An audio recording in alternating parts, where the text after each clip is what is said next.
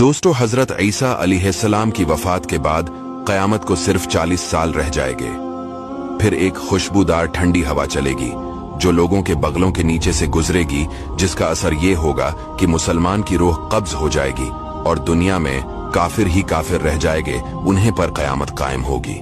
जब खुशबूदार हवा गुजरने की वजह से तमाम मुसलमानों की वफात हो जाएगी, इसके बाद फिर 40 बरस का जमाना ऐसा गुजरेगा कि इसमें किसी की औलाद ना होगी, यानी 40 बरस से कम उम्र का कोई ना रहेगा और दुनिया में काफिर ही काफिर होंगे।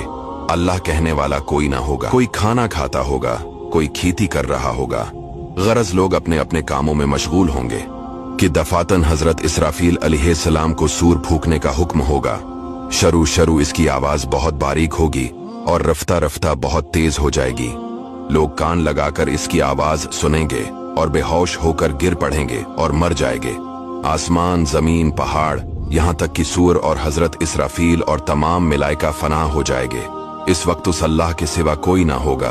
वो फरमाएगा, आज किसकी बादशाहत है? कहाँ है जब्बारी, कहाँ है मुतकब्बरीन? मगर है कौन जो जवाब दे? फिर खुद ही फरमाएगा, सिर्फ अल्लाह वाहिद की सल्तनत है। फिर जब अल्लाह ताला चाहेगा, हजरत इसराफील को दोबारा जिंदा फरमाएगा और सूर को पैदा करके दोबारा फूंकने का हुक्म देगा।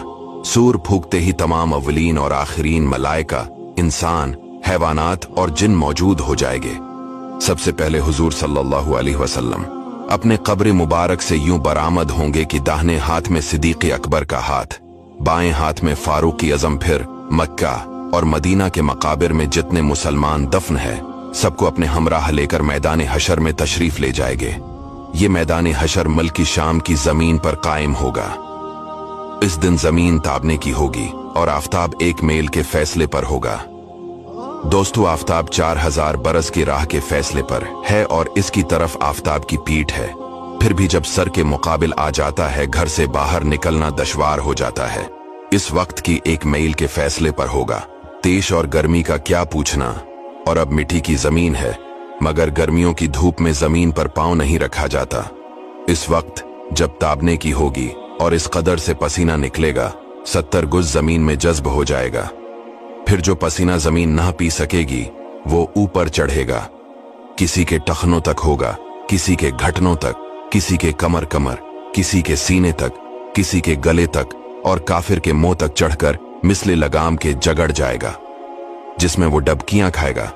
जबानें सूख कर कांटा हो जाएंगी, बाजों की जबानें मुंह से बाहर निकल आ जाएंगी, दिल अबल कर गले को आ जाएंगे। जिसने चांदी सोने की ज़कात न दी होंगी, इस माल को खूब गर्म करके उसकी पेशानी पर दाग करेंगे, यहां तक कि लोगों का हिसाब खत्म हो। फिर बावजूद इन मुसीबतों के कोई किसी का प्रसाने हाल ना होगा। भाई से भाई भागेगा, माँ बाप औलाद से पीछा चढ़ाएंगे, बीबी बच्चे अलग जान चराएंगे। हर एक अपनी अपनी मुसीबत में गिरफ्तार, कौन किसी का मददगार होगा। दोस्तों, ये है महशर का दिन।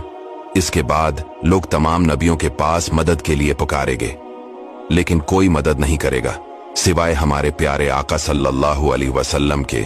इसीलिए दोस्तों, अपने नबी सल्लल्लाहु अलैहि वसल्लम से मोहब्बत कीजिए। हुजूर पेशे हक मज़दा शिफात का सुनाते जाएंगे, आप रोते जाएंगे, हमको हंसाते जाएंगे। दोस्तों, इस वीडियो को शेयर जरूर कीजिएगा।